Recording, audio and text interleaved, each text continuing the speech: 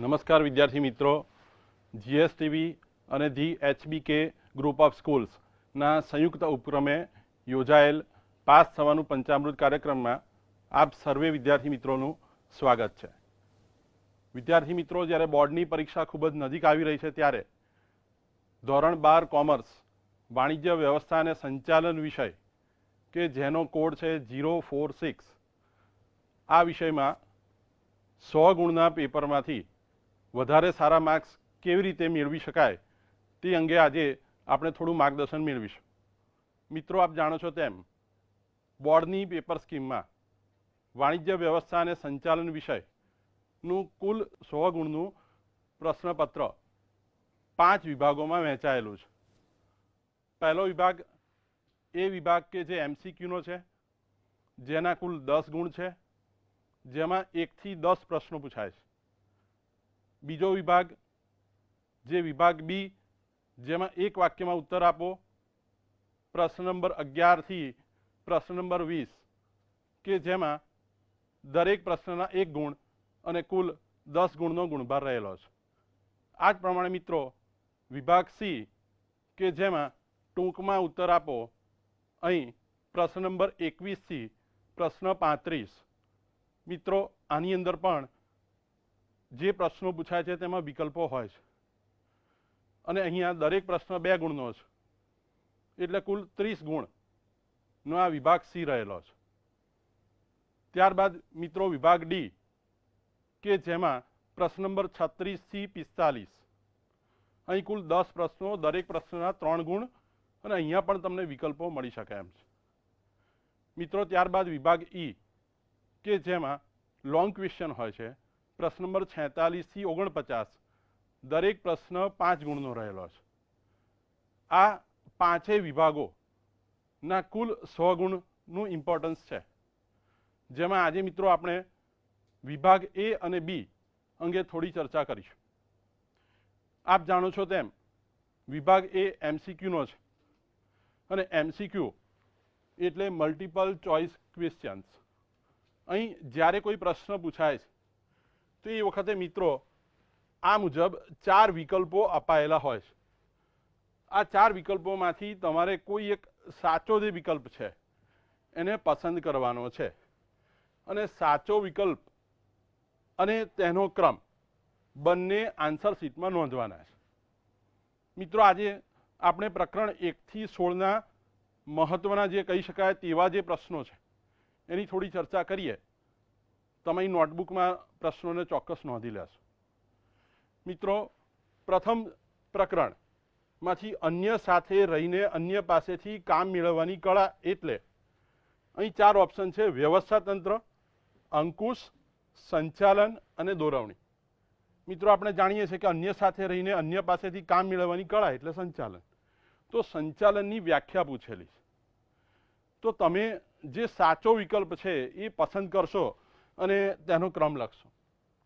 આ જ રીતે મિત્રો બીજું પ્રકરણ કે જે ખૂબ મહત્વનું છે, અહીં સંચાલન પ્રક્રિયા અને સંચાલનની વિવિધ સપાટીઓની ચર્ચા થયેલી છે. આ પ્રકરણમાંથી મિત્રો એક બહુ મહત્વનો કહી શકાય તેવો પ્રશ્ન આવે છે, તે છે પોસ્ટકોર્બનું સૂત્ર આપનાર. તો અહીં તમને પોસ્ટકોર્બનું સૂત્ર કોણે આપ્યું છે તેમ પૂછવામાં આવેલું છે. અહીં આપણી પાસે કુલ 4 વિકલ્પો છે. પ્રથમ છે પીટર એફ ડ્રકર, બીજા છે લ્યુથર ગ્યુલિક, ત્રીજા છે ડૉક્ટર જ્યોર્જ આર ટેરી અને ચોથા છે હેનરી ફેવલ. તો આ 4માંથી સાચો વિકલ્પ મિત્રો આપણે જાણીએ છીએ તેમ લ્યુથર ગ્યુલિક. લ્યુથર ગ્યુલિક કે જેમણે પોસ્ટકોર્બનું સૂત્ર આપ્યું. ઘણી વખત મિત્રો આ પોસ્ટકોર્બ છે એ તમને 1 માર્કમાં સમજાવવામાં પણ પૂછાય છે. પોસ્ટકોર્બ એટલે P for planning, O for organization, S for staffing, D for directing, CO for coordination, R for reporting અને B for budgeting. ઘણી વખત મિત્રો આમાંથી એવું પણ પૂછાય કે પોસ્ટકોર્બની દ્રષ્ટિએ સંચાલન પ્રક્રિયા કેટલા કાર્યોની બનેલી છે, તો આપણે એને કુલ 7 કાર્યોની બનેલી છે તેમ લખીશું. તમે જાણો છો તેમ લ્યુથર ગ્યુલિક એ અમેરિકન નેશનલ પબ્લિક એડમિનિસ્ટ્રેશનના પ્રથમ ડિરેક્ટર હતા કે જેમણે આ પોસ્ટકોર્બનું સૂત્ર આપેલું હતું. મિત્રો, ત્યારબાદ આપણે જો પ્રકરણ નંબર 4 ની ચર્ચા કરીએ તો જેમાં આયોજન અને અંદાજપત્ર એના રિલેટેડ પ્રશ્નો પૂછાય છે. અહીં એક બહુ સરસ અંદાજપત્રમાંથી પૂછાય તેવો પ્રશ્ન છે, ભવિષ્યની આવક જાવકનું પત્રક એટલે. તો અહીં વ્યવસ્થા તંત્ર, કર્મચારી સંચાલન, અંદાજપત્ર અને આયોજન એમ કુલ 4 વિકલ્પો અપાયેલા છે. સાચો વિકલ્પ મિત્રો જાણો છો તેમ અંદાજપત્ર. અંદાજપત્ર જ્યારે રજૂ કરવામાં આવે છે તો મિત્રો તમે જાણો જ છો કે હમણાં જ ફેબ્રુઆરી મહિનામાં ભારત સરકાર છે એ બજેટ એ રજૂ કરે છે. તો આ બજેટથી આપણે પરિચિત જ છીએ અને એના રિલેટેડ ઘણા બધા મહત્વના પ્રશ્નો તમને બોર્ડમાં પૂછાઈ શકે તેમ છે. ત્યારબાદ મિત્રો ખાલી જગ્યા વ્યવસ્થા તંત્ર એ વૈદિક વ્યવસ્થા તંત્રનો પડછાયો છે. વ્યવસ્થા તંત્રના પ્રકારોમાંથી પૂછાયેલો આ પ્રશ્ન છે અને એને જો તપાસીએ તો રૈખિક, સમિતિ, શ્રેણિક અને અવૈધિક. અવૈધિક વ્યવસ્થા તંત્ર એ એનો સાચો જવાબ છે અને એ જવાબ છે એ તમારે લખવાનો રહે. અવૈધિક વ્યવસ્થા તંત્ર એ વૈદિક વ્યવસ્થા તંત્રનો પડછાયો છે આવું વિધાન પણ પૂછાય છે. અહીં એમસીક્યુની ખાસિયત એ છે કે તમને આ બધા વિધાનો અથવા તો એમસીક્યુ અથવા શોર્ટ ક્વેશ્ચન તરીકે પણ પૂછાય. મિત્રો ત્યારબાદ છે સત્તા અને ખાલી જગ્યા સમતોલ હોવા જોઈએ. પગાર, જવાબદારી, સંકલન અને આયોજન. મિત્રો અહીં સત્તા અને જવાબદારી સમતોલ હોવા જોઈએ. જેટલા પ્રમાણમાં સત્તા અપાયેલી છે તેટલા પ્રમાણમાં જ એ જવાબદારી હોવી જોઈએ. ત્યારબાદ મિત્રો નીચેનું તત્વ આદર્શ વેતન પ્રથાનું નથી. વેતન પ્રથાનું મહત્વ જે છે એને અનુલક્ષીને અહીં આ પ્રશ્ન પૂછવામાં આવેલો છે. આદર્શ વેતન પ્રથા એ સરળ હોય છે, પ્રેરક હોય છે, પરિવર્તનશીલ હોય છે, પરંતુ આદર્શ વેતન પ્રથા ઝડપી હોતી નથી. અહીં નથી પૂછ્યું છે એટલે શું પૂછાયું છે એના પર વિશેષ ધ્યાન આપો. જનરલી આપણે શું કરતા હોઈએ છીએ કે આપણને આદર્શ વેતન પ્રથાના તત્વો ખબર હોય છે એટલે આપણે એના રિલેટેડ વાત કરતા હોઈએ છીએ અને કોઈ પણ આન્સરને ટીક કરી દઈએ. પણ અહીં તો 3 સાચા જવાબો છે એટલે આ આદર્શ વેતન પ્રથાના જે તત્વો છે એ નથી પૂછ્યા. પ્રશ્ન શું પૂછાયું છે એને આપણે ચેક કરવાનું રહેશે. મિત્રો અહીંયા આપણે એક થોડો વિરામ લઈએ, ત્યારબાદ ફરી મળીશું.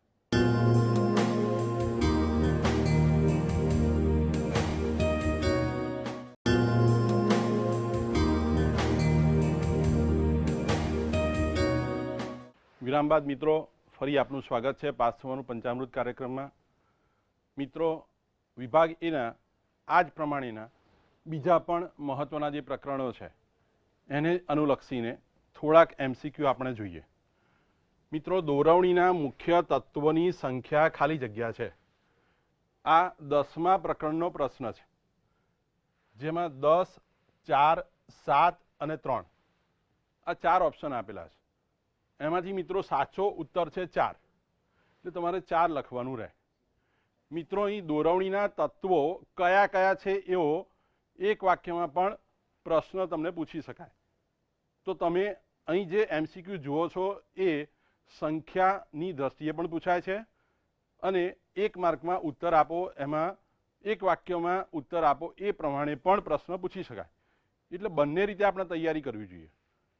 ત્યારબાદ મિત્રો અનૌપચારિક માહિતી સંચાર એ ઔપચારિક માહિતી સંચારની ખાલી જગ્યા છે. આ વાક્ય પ્રથમ દ્રષ્ટિએ તમને અધૂરું લાગે કારણ કે ટેક્સ્ટબુકમાં તમને જે વિધાન આપવામાં આવેલું છે એ પ્રમાણે ચકાસીએ તો અનૌપચારિક માહિતી સંચાર એ ઔપચારિક માહિતી સંચારનો વિકલ્પ નહીં પરંતુ પૂર્તિ છે. આવું વિધાન આપેલું છે, પરંતુ અહીંયા વિકલ્પ લખ્યો નથી એટલે તમે દ્વિધામાં મુકાશો. તમારે કોઈ ચિંતા કરવાની નથી.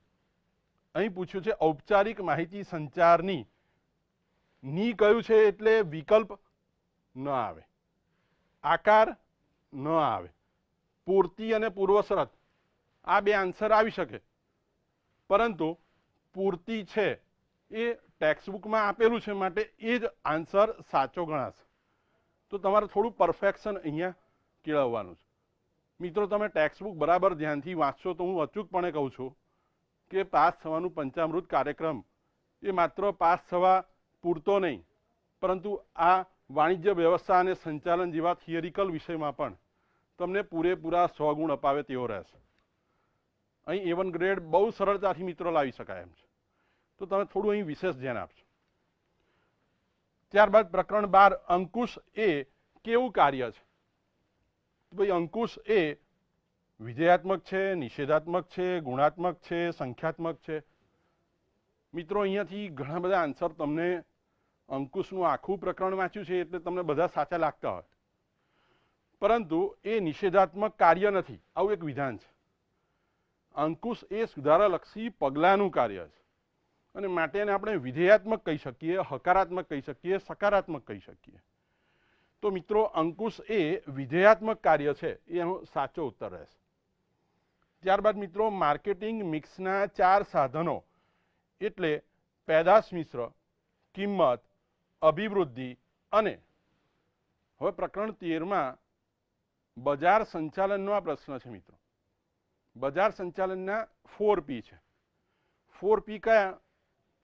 પ્રોડક્ટ, પ્રાઇસ, પ્રમોશન અને ચોથો P છે ફિઝિકલ ડિસ્ટ્રીબ્યુશન, ભૌતિક વિતરણ. હવે તમે અહીંયા ઉત્તર ચકાસશો તો ભૌતિક શબ્દ ક્યાંય આપેલો નથી, પણ વિતરણ શબ્દ આપેલો છે. મિત્રો વિતરણ એટલે ડિસ્ટ્રીબ્યુશન. આપણા ઘર સુધી દરરોજ વીજળીની સેવા મળે જ છે. આપણા ઘરથી નજીકમાં AMTSની સેવા મળે જ છે. તો આ બધી વિતરણની પદ્ધતિઓ છે. મિત્રો તો પેદાશ મિશ્ર, કિંમત, અભિવૃદ્ધિ અને વિતરણ એ સાચો ઉત્તર રહેશે. તો બજાર સંચાલનના 4P કયા એવું પૂછાય તો પણ આવડે અને એનો MCQ પૂછાય તો પણ આપણને આવડે. મિત્રો ત્યારબાદ પ્રકરણ નંબર 14 જે તમને ખૂબ જ ગમે તેવું છે. આમે બોર્ડમાં એનો ગુણભાર 7 ગુણનો રહેલો છે. મિત્રો ગ્રાહકને થતા શોષણને કેટલા વિભાગમાં વહેંચી શકાય? તો અહીં એમાં લખ્યું છે 2, બીમાં લખ્યું છે 3, સીમાં લખ્યું છે 4, ડીમાં લખ્યું છે 1. સાચો ઉત્તર મિત્રો 3 છે. આપણે જાણીએ જ છીએ કે ગ્રાહક શોષણને કુલ 3 વિભાગમાં વહેંચી શકાય છે. તો અહીંથી એક ગુણનો પ્રશ્ન પણ તમને પૂછી શકાય કે ગ્રાહક શોષણને કેટલા વિભાગમાં વહેંચાય, કયા કયા? તો આ ઉત્તર પણ આપણે આના આધારે સારી રીતે લખી શકીએ. મિત્રો ત્યારબાદ વૈશ્વિકીકરણ એ વાસ્તવમાં કેવી પ્રક્રિયા છે? પ્રકરણ 15નો આ પ્રશ્ન છે. મિત્રો આ પ્રશ્ન ખૂબ જ મહત્વનો એટલા માટે છે કારણ કે આજે આપણે જોઈ રહ્યા છીએ કે LPGની પોલિસી, ઉદારીકરણ, ખાનગીકરણ અને વૈશ્વિકીકરણની પોલિસી જ્યારે ભારત સરકારે 1991માં અપનાવેલી હતી, તો એને અનુલક્ષીને આપણા દેશના ઉદ્યોગો એ બીજા દેશ સાથે સંકળાય છે અને અન્ય દેશના ઉદ્યોગો પણ આપણા દેશ સાથે સંકળાય છે. આમ કરવાથી વેપાર છે એ વધે છે અને વિશ્વ નજીક આવે છે. હવે આના ઉપરથી જ આપણે એનો ઉત્તર લખી શકીએ કે મિત્રો વૈશ્વિકીકરણ એ વાસ્તવમાં દ્વિમાર્ગી પ્રક્રિયા છે. કોઈ એક દેશ અન્ય દેશ સાથે જોડાતો નથી, પણ અન્ય દેશ પણ આપણા દેશ સાથે જોડાય છે.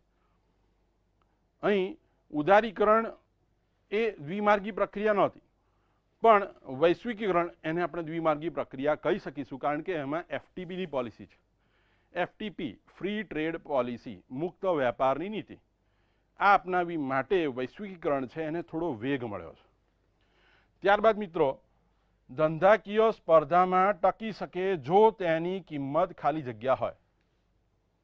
હવે આ પ્રશ્ન પૂછાય એટલે બોર્ડમાં એક વખત પૂછાઈ ગયેલો પ્રશ્ન છે. મિત્રો અહીં ઘણા બધા વિદ્યાર્થીઓ ગૂંચવાઈ જાય કે ધંધાકીય સ્પર્ધામાં ટકી શકે જો તેની કિંમત.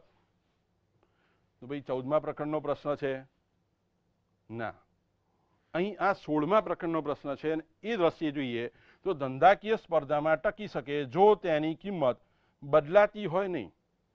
નીચી હોય એ પણ ઉત્તર સાચો નથી, ઊંચી હોય એ ઉત્તર પણ સાચો નથી અને સ્પર્ધાત્મક હોય. મિત્રો આપણે જાણીએ જ છે કે સ્પર્ધામાં રહેવું હોય તો આપણી જે પ્રાઇસ છે એ કોમ્પિટિટિવ હોવી જોઈએ અને માટે સાચો ઉત્તર મિત્રો અહીંયા સ્પર્ધાત્મક રહેશે. તો આ દ્રષ્ટિએ આપણે વિભાગ એના ખૂબ જ મહત્વના કહી શકાય તેવા MCQ થોડાક જોયા.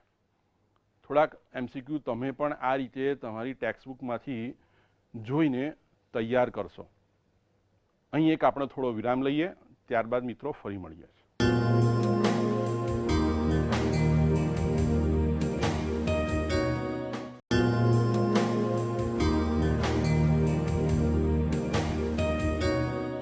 વિરામ બાદ મિત્રો ફરી આપનું પાસ થવાનું પંચામૃત કાર્યક્રમ એમાં સ્વાગત છે. મિત્રો હવે આપણે વાણિજ્ય વ્યવસ્થા અને સંચાલન વિષયમાં વિભાગ બી કે જેમાં 10 ગુણના એક વાક્યમાં ઉત્તર આપો એવા પ્રશ્નો પૂછાય છે. મિત્રો અહીં પ્રશ્ન નંબર 11 થી 20 એમાં કયા પ્રશ્નો આવી શકે એ આપણને જાણવાની ઉત્સુકતા હોય. આ દ્રષ્ટિએ તપાસીએ મિત્રો તો અહીં ઘણા બધા પ્રશ્નો છે, પરંતુ અતિ મહત્વના કહી શકીએ એવા દરેક પ્રકારના મોટાભાગના પ્રશ્નો આવરી લેવાનો પ્રયત્ન અહીં કરેલો છે. મિત્રો અહીં પ્રથમ છે પૂર્ણ સ્વરૂપ આપો IIM. પહેલા પ્રકરણનો પ્રશ્ન છે. IIM થી ભારતના દરેક નાગરિક પરિચિત હોય મિત્રો. IIM એટલે ઇન્ડિયન ઇન્સ્ટિટ્યૂટ ઓફ મેનેજમેન્ટ. હવે તમને જ્યારે આ પ્રશ્ન પૂછાય તો તમારે ખાસ ધ્યાન એ રાખવાનું છે કે તમારે અંગ્રેજીમાં જ લખવાનું છે, અથવા જો સ્પેલિંગમાં તમને મિસ્ટેક થશે તેવું લાગે છે, ભૂલ પડશે તેવું લાગે છે, તો તમારે એનો અંગ્રેજી ઉચ્ચાર છે એ ગુજરાતીમાં લખવાનો છે. અહીં તમને એના પૂરા માર્ક્સ મળશે, પણ એનું ગુજરાતી રૂપાંતર ભાષાંતર કરવાનું નથી. તો મિત્રો ઇન્ડિયન ઇન્સ્ટિટ્યૂટ ઓફ મેનેજમેન્ટ આ પ્રમાણે પણ તમે લખી શકશો. ત્યારબાદ મિત્રો હેનરી ફેયોલની દ્રષ્ટિએ સંચાલકીય કાર્યો જણાવો. આ પ્રશ્ન ઘણી બધી પદ્ધતિએ પૂછાય છે. હેનરી ફેયોલની દ્રષ્ટિએ સંચાલકીય કાર્યો અથવા સંચાલકીય પ્રક્રિયા એ કેટલા કાર્યોની બનેલી છે? તો આપણે જાણીએ છીએ તેમ 5 કાર્યોની બનેલી છે મિત્રો. આપણને સંચાલકીય 4 મહત્વના કાર્યો આવડે છે. PODC, પ્લાનિંગ, ઓર્ગેનાઇઝેશન, ડિરેક્ટિંગ અને કંટ્રોલ.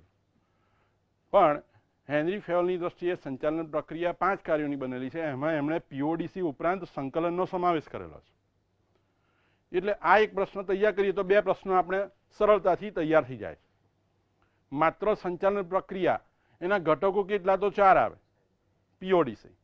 પરંતુ સંચાલન પ્રક્રિયા એની હેનરી ફેયોલની દ્રષ્ટિએ કાર્યો કયા એટલું પૂછાય છે તો તમારે 5 લખવાના છે. એટલે સહેજ પણ તમને મૂંઝવણ ન અનુભવાય તે રીતે તમે એને ખાસ નોંધી રાખશો. ત્યારબાદ મિત્રો મેનેજર કે સંચાલક પાસે ટેકનિકલ જ્ઞાન ઉપરાંત કયું જ્ઞાન હોવું જરૂરી છે? ત્રીજા પ્રકરણનો બહુ સુંદર પ્રશ્ન છે મિત્રો. અહીં વહીવટી જ્ઞાન એની પાસે હોવું જરૂરી છે. એટલે ટેકનિકલ જ્ઞાન ઉપરાંત વહીવટી જ્ઞાન એક જ શબ્દ લખવાનો છે ને એનો એક ગુણ તમને પૂરો મળે છે મિત્રો. ત્યારબાદ ચોથા પ્રકરણનો પ્રશ્ન છે યોજનાના મૂલ્યાંકન માટે કયો સિદ્ધાંત અપનાવવો પડે છે? આયોજનની પ્રક્રિયામાંથી પૂછાયેલો પ્રશ્ન છે મિત્રો. અહીં કોઈ પણ યોજના આપણે જ્યારે ઘડીએ છીએ તો એ વખતે આ યોજના એનું મૂલ્યાંકન કરવા માટે L&L એટલે કે લુક એન્ડ લીપ નો સિદ્ધાંત, જુઓ અને આગળ વધો. આપણને આ વાત ખ્યાલ જ છે. જ્યારે આપણે બહાર 4 રસ્તા ઉપર નીકળતા હોઈએ છીએ તો એ વખતે પણ પહેલાં જોઈએ છીએ અને પછી આગળ વધીએ છીએ. એવી રીતે અહીં પણ યોજના કેટલા અંશે સફળ થઈ એને અનુલક્ષીને તમારે આગળ વધવાનું છે. યોજના જો સફળ થતી નથી જણાતી તો એમાં ક્યાં મુશ્કેલીઓ છે એ શોધવાની છે અને એને ફરી વખત પાછી આગળ આપણે ધકેલવાની છે. આમ કરીને સમગ્ર આયોજનને સફળ બનાવવાનું છે મિત્રો. ત્યારબાદ કયા વ્યવસ્થા તંત્રને વિભાગીય વ્યવસ્થા તંત્ર કહે છે? તો મિત્રો આપણે જાણીએ છીએ તેમ રૈખિક વ્યવસ્થા તંત્રનું બીજું નામ વિભાગીય વ્યવસ્થા તંત્ર છે, કારણ કે રૈખિક વ્યવસ્થા તંત્રમાં જુદા જુદા વિભાગો આવેલા છે, માટે એને વિભાગીય વ્યવસ્થા તંત્ર તરીકે પણ ઓળખવામાં આવે છે. ત્યારબાદ મિત્રો સત્તા સોંપણી કઈ કઈ બાબતો માટે હોઈ શકે? ખૂબ સુંદર પ્રશ્ન છે. સત્તા સોંપણી અનેક બાબતો અંગેની હોય છે. ખર્ચ કરવાની સત્તા હોય છે, દેખરેખ રાખવાની સત્તા હોય છે, અન્ય કર્મચારીઓ છે એને માર્ગદર્શન આપવાની સત્તા હોય છે. આવી રીતે સત્તા સોંપણી અનેક બાબતો માટેની હોઈ શકે. ઔદ્યોગિક એકમોમાં ખરીદી માટેની અલગ સત્તા, વેચાણ કરવા માટેના રાઇટ્સ છે અલગ. તો આ પ્રમાણે તમારું એકમ કયા પ્રકારનું છે એને અનુલક્ષીને તમારે સત્તા સોંપણી કરવાની છે મિત્રો. ત્યારબાદ મિત્રો છે બદલીનો અર્થ આપો. બહુ સહેલો પ્રશ્ન છે. બદલી એટલે કર્મચારી અત્યારે વર્તમાન જે હોદ્દા કે સ્થાન ઉપર છે તેને આપણે તેવા જ હોદ્દા કે સ્થાન ઉપર અન્ય સ્થળે ખસેડીએ તો એને બદલી કહેવાય. તો એક ગુણમાં બસ માત્ર આટલું જ લખવાનું છે મિત્રો.